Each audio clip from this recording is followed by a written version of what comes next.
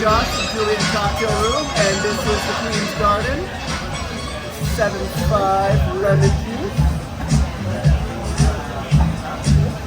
0.75 egg whites.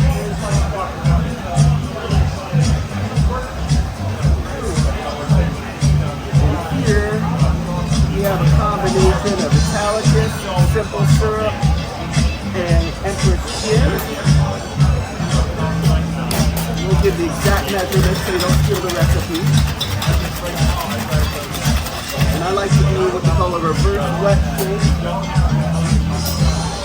Shake with the ice, strain off. Toss the ice and give it a little bit more of a shake. It gives it a nice frothy beautifulness.